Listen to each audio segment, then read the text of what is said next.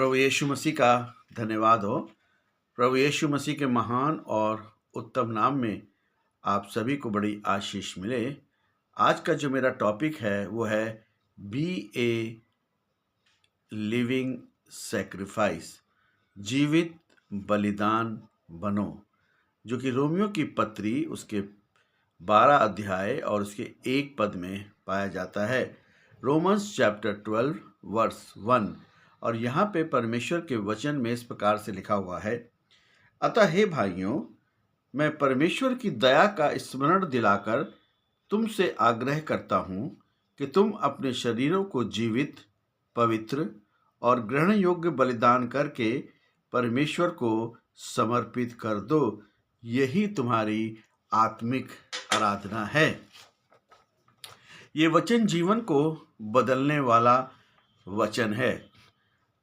यहूदी पृष्ठभूमि इस प्रकार थी कि पुराने नियम में पापों को प्रायश्चित के लिए पशुओं, मेमने, बैल की बलि दी जाती थी। पौलुस रोम के विश्वासियों को बता रहे हैं कि अब हमें वेदी पर जानवर चढ़ाने की आवश्यकता नहीं, क्योंकि मसीह ने अंतिम बलिदान दे दिया है। अब परमेश्वर हमसे जीवित बलिदान यानी कि लिविंग सैक्रिफाइस मांगता है। रोम एक ऐसा शहर था जहां चारों ओर मूर्तियां और सम्राट की पूजा के लिए पशु की बलि दी जाती थी।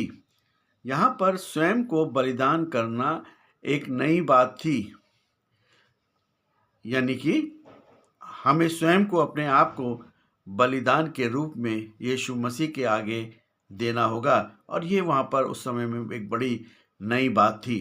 परमेश्वर की दया स्मरण दिलाकर का ये अर्थ है कि पौलुस सीधे आज्ञा नहीं देते, बल्कि विनती करते हैं। और आत्मिक अर्थ ये है कि कैसे परमेश्वर ने हमें बिना किसी योग्यता के बचाया है। इसलिए हमारा समर्पण डर से नहीं, बल्कि कृपा और प्रेम से होना चाहिए। अपने शरीरों को जीवित बलिदान चढ़ाओ। जीवित मतलब लिविंग। यह एक निरंतर चलने वाली प्रक्रिया है। पुराने नियम का बलिदान जानवरों का होता था, लेकिन एक जीवित बलिदान को हर दिन, हर घड़ी अपनी इच्छाओं को त्याग कर परमेश्वर की इच्छा पर चलना होता है।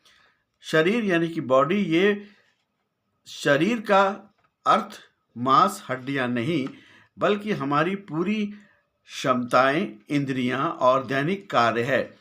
हमारी आंखें क्या देखती हैं, हमारे हाथ क्या करते हैं, हम कहाँ जाते हैं, सब कुछ परमेश्वर के लिए होना चाहिए।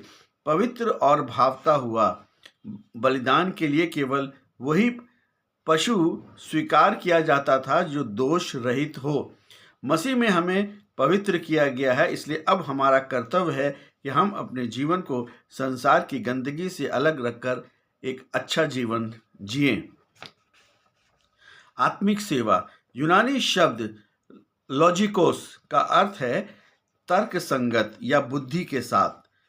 पौलुस कह रहे हैं कि ये कोई अंधभक्ति नहीं है कि हमें सोचना है कि मसीह ने हमारे लिए इतना कुछ किया, क्रूस पर बलिदान चढ़ गया, तीसरे दिन मुर्दों में से जी उठा, तो मेरा अपना जीवन उसे सौंप देना ही सबसे समझदारी बड़ा कदम है।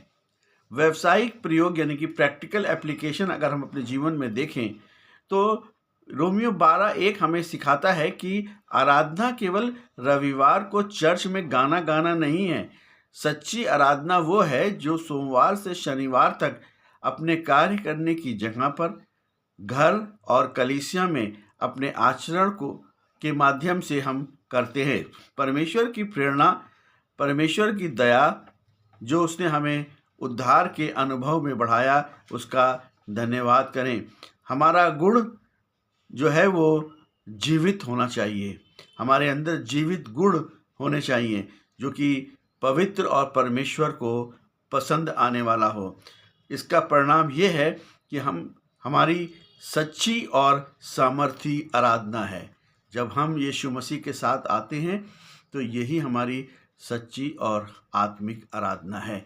इसलिए प्रभु यीशु मसीह पर विश्वास करें, अपने पापों को माने, अपने पापों का पश्चाताप करें और यीशु मसीह को उद्धारकर्ता के रूप में ग्रहण करें। यही सबसे बड़ी आराधना है और यही जीवित गुण है और यही हमारे जीवन का आधार है। प्रभु यीशु मसीह आप सभी को बड़ी आशीष दे। आमीन।